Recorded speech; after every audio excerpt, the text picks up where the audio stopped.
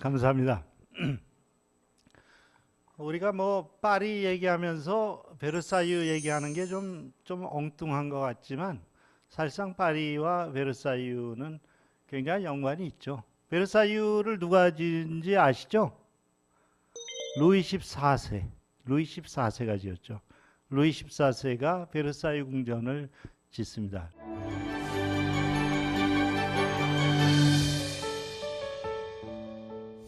루이 14세가 했다고 하는 말 혹시 기억나는 거 있어요? 네. 다 말씀하시네요. 근데 짐이란 말은 좀 그렇고요. 내가 곧 국가다. 이렇게 하면 좀 무난하겠습니다. 그런데 왜 이 얘기를 했는가? 바로 왕권이 허약할 때예요. 그래서 나 이제부터 나를 좀 존중해 달라 이런 뜻이에요. 그 1655년 18살 때 한 얘기예요. 그때 귀족들이 계속 반항을 하고 자기 말을 안 듣고 그래서 자기가 약할 때 내가 곧 국가다라고 한번 딱 떼쓰듯이 그냥 강조하는 거예요. 그래놓고 속으로 이제 이를 부드득 헐겠죠. 내가 언젠가는 너희들을 다 내 밑에 꿀리리라 이랬겠죠.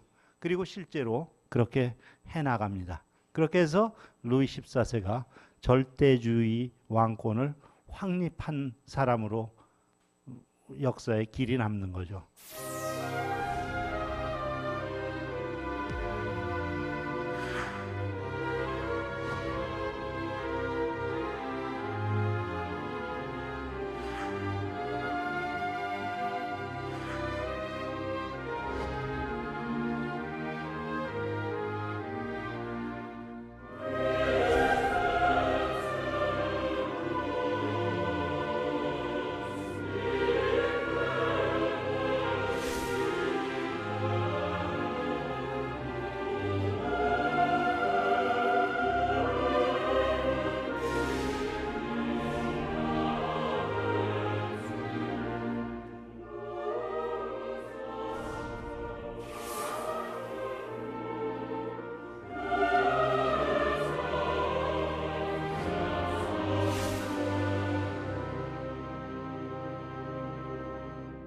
결국은 이제 1682년부터 글로 이사를 가요. 그래서 파리가 그동안에 명실상부한 중세부터 수도였는데 파리에서 정치적인 기능이 베르사유 궁전으로 옮아가는 것이죠. 그래서 파리는 명실상부한 수도임에도 불구하고 이제 정치적인 역할은 당분간 끝났는데 그게 1세기 동안입니다.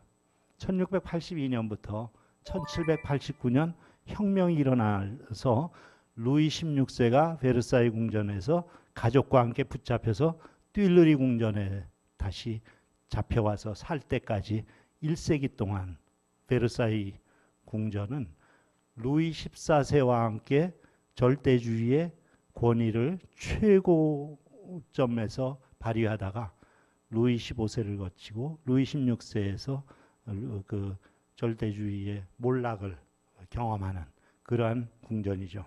파리에서 베르사유까지 차로 이동을 해도 뭐 이제 길이 막혀서 그런지 모르겠지만 적지 않은 거리였던 것 같은데요. 근데 이제 아무래도 통치권을 영향을 주려면 거리가 멀면 아무래도 약해질 수밖에 없잖아요.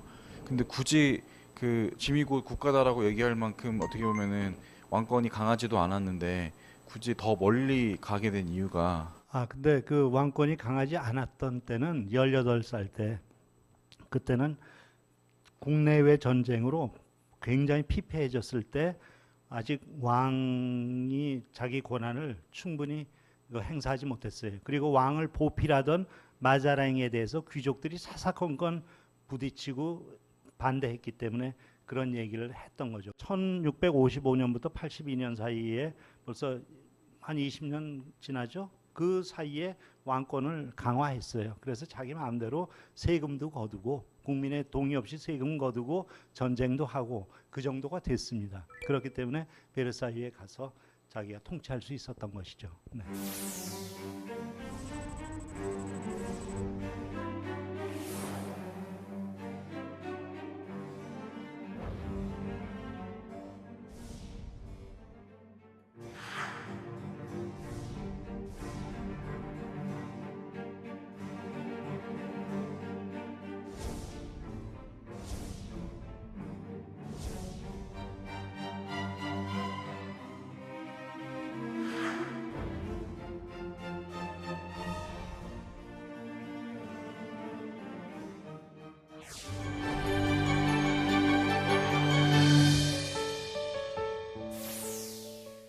14세는 아폴로면서 태양계의 중심이잖아요. 그러니까 벌써 루이 14세는 자기가 태양이고 신하들은 내 빛을 받아서 내 빛을 반사할 뿐이다. 절대군주로 나 혼자 통치한다.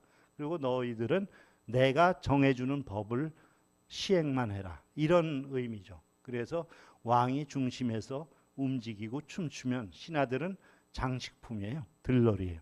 그래서 언젠가는 내가 국가처럼 되리라 라고 한 거를 그런 식으로 이 궁전에서 구현을 했던 거예요. 이게 왕의 침실이에요. 왕의 침실에 침대가 짧죠. 되게 뭐 좀 상체를 좀 높이 자야 소화가 잘 된다고 생각했대요. 그래서 침대가 편하게 눕는 것보다는 이렇게 좀 짧아요. 뭐 나폴레옹 침대를 보고서 야 역시 나폴레옹이 키가 작았다 그러는데 루이 14세도 키가 작아요. 그래서 뭐 하이힐을 즐겨 신었다고 그러죠. 키를 좀 크게 보인다고. 그 저건 여기가 이게 프랑스의 상징이에요. 이걸 우리는 닷집이라고 그러죠. 닷집.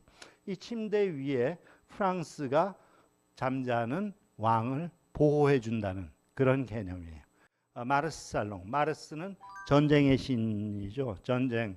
이 루이 14세는 전쟁과 굉장히 관련이 많아요. 그래 전쟁을 짓는 그 전쟁을 뭐 원체 많이 했기 때문에 이 왕의 권한 가운데 하나가 법의 원천, 법을 마음대로 제정할 수 있는 게 왕의 권한, 특히 절대군주의 원천 그 권한이라면 또 전쟁과 평화를 결정하는 권한이 왕의 권한이에요. 그러니까 전쟁하고 싶으면 하다가 내가 불리하면 아 그래 내가 졌어. 그럼 얼마나 띄워주면 돼? 그래가지고 나라의 일부를 띄워줘요.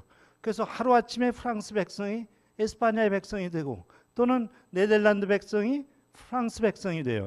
왕이 전쟁에 이기느냐 지느냐가 굉장히 운명을 서민들의 운명을 바꾸는 거죠. 이 전쟁과 관련된 그런 상징인데 헤라클레스 살롱 굉장한 장사죠. 헤라클레스 이런 것들이 이런 그 신화의 그 주제를 가진 이런 방들이 어떤 곳이었는가? 대개 밤에 연회를 열던 곳이에요.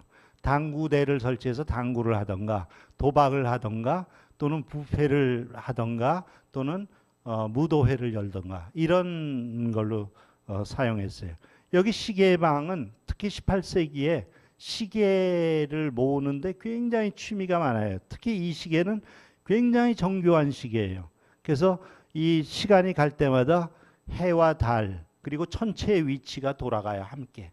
그리고 여기에는 9999년까지 표시가 돼요. 그러니까 이건 굉장히 영원한 왕조를 기원하면서 만든 시계예요. 아폴로의 살롱. 이게 루이 14세가 67살 때 그림입니다. 여기서 이 손에 든 것, 이것은 지휘관을 상징해요.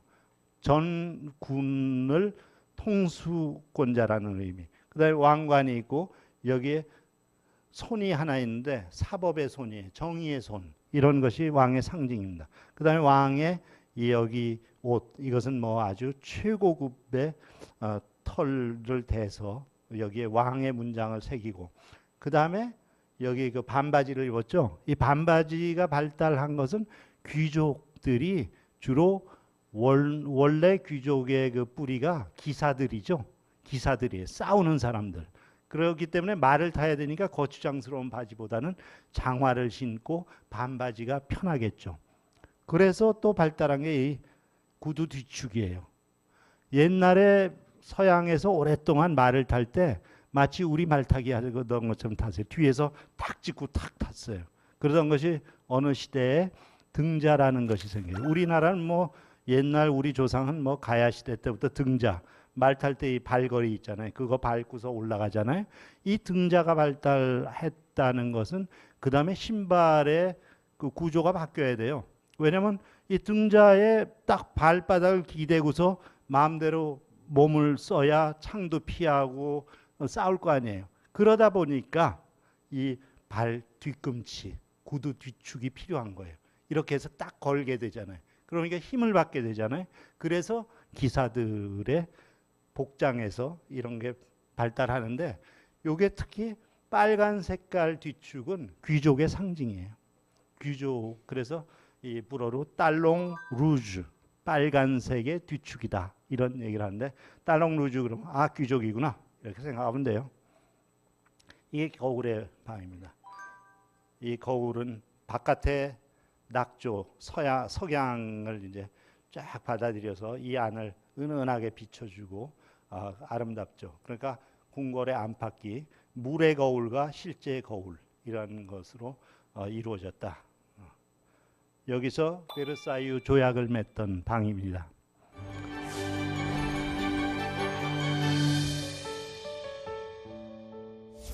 사실상 여기에는 3,000명, 초기에 3,000명, 그리고 많을 때 5,000명이 살았어요. 전국의 귀족들이 왕 중심으로 주변에 살기 시작했고, 그들의 시녀들, 그리고 왕의 병부가 있죠. 병사들, 왕의 근위대나 이런 사람들도 여기에 군인들도 있어서 왕궁을 지키거나 했죠. 그러니까 전부 다 5,000명 정도가 살았어요. 굉장한 도시죠. 그저 운하 보이죠? 운하의 저 장축, 그러니까 동서축. 이 동서축은 1.6km, 1.7km 거의 돼요. 넓이는 한 62m, 꽤 큽니다. 그리고 이 중앙에서 남북축이 있어요. 그것은 약 1km 넘어요. 그리고 폭은 한 80여 미터. 여기에 수심이 2m 정도의 물을 채워요. 이 물을 어디서 가져오는가? 그 다음에 이 궁전 자체는 하나의 도시예요. 도시라는 것은 뭡니까? 농사를 짓지 않고 먹고 사는 사람들이 있다는 거죠. 그러니까 굉장한 식구죠. 이 5,000명을 먹여 살리는데 이 5,000명이 쓰는 물과 이 분수와 이런 그 운하를 채울 수 있는 물, 이게 어디서 끌어왔나? 센 강에서 끌어와요. 순전히 근육의 힘으로 끌어옵니다. 근육의 힘 다음에 우리가 사용했던 게 뭐죠? 증기기관이죠. 18세기 영국에서는 증기기관이 발달해서 이미 펌프를 이런 증기의 힘으로 돌리는데, 아직까지 프랑스에서는 조금 늦어요. 그래서 말을 부지런히 부려서 물을 끌어와서 높은 데 올려놔야 그것보다 낮은 곳에 분수를 만들 수 있는 거예요. 그러니까 뭐 이 굉장한 공학이에요. 이런 규모, 이것이 바로 프랑스의 힘이었다는 거죠. 물론 이 힘이라는 것에서 가난한 사람들의 희생, 이런 것을 우리는 잊지 말아야 하겠죠. 아무튼 이 전성기의 이런 베르사유의 모습을 우리는 볼 수 있어요.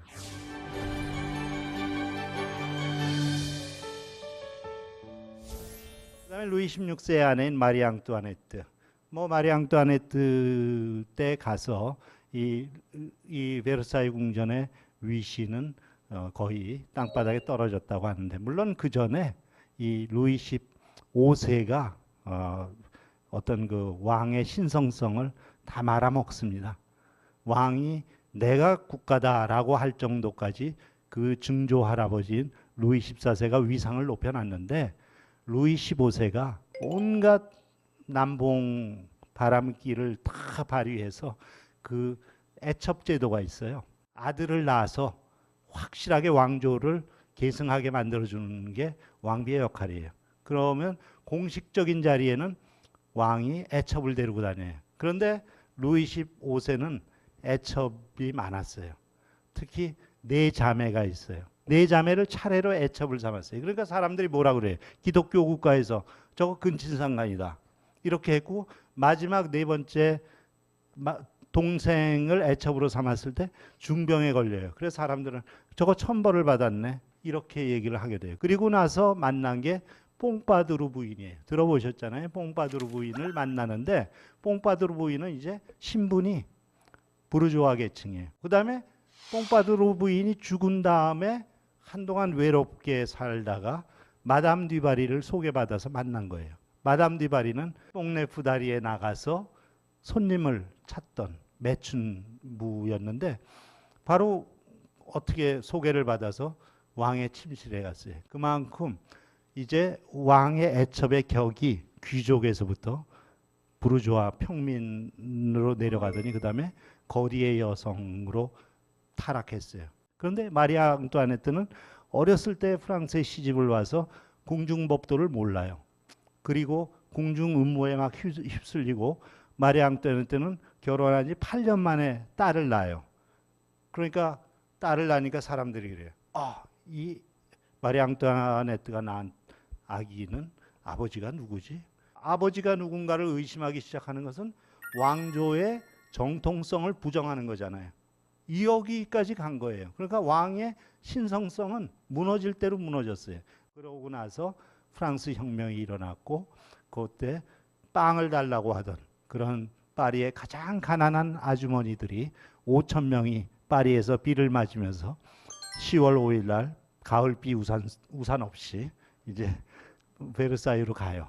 가서 왕에게 파리로 가자라고 강요해서 데리고 가요. 그러면서 왕과 왕비와 왕의 아들을 데리고 가면서 그 옆에서 막 놀려요. 우리는 지금 빵집 주인과 빵집 마누라와 빵집 심부름꾼을 파리로 데려간다. 그러면서 막 놀리면서 가요. 이제 왕을 대놓고 옆에서 놀릴 지경까지 간 거예요. 이것이 베르사유 궁전이 최고조에 달했다가 이제 가장 낮은 데로 떨어진 그런 과정을 보여주는데, 이 정치라는 것, 권력이 신성한 이유는 합의를 받기 때문인데 그 합의가 스스로의 잘못에 의해서 또 사람들이 지겨워서 이제 깨트릴 때 그 권력은 걷잡을 수 없이 약해지고 무너지게 되는 거죠. 그러니까 그 평소에 복종만 하던 신민이 이제 대등하게 마주서서 바라볼 때 권리를 행사하고 시민으로 되는 이 과정에서 이미 신성성에 대한 합의가 왕실에 의해서 스스로 망가졌고, 그것이 여러 가지 계기에 의해서 재정 파탄, 그 다음에 굶주림, 빵값이 마구 뛰는 그런 과정에서 못 살겠다 갈아보자, 그렇게 일어났던 것이 결국은 프랑스 혁명이었다. 그래서 베르사유 궁전은 절대 왕권의 현장이었고 절대 왕권이 무너지는 현장이었다. 이렇게 얘기를 할 수가 있습니다. 이것으로 마치죠. 네.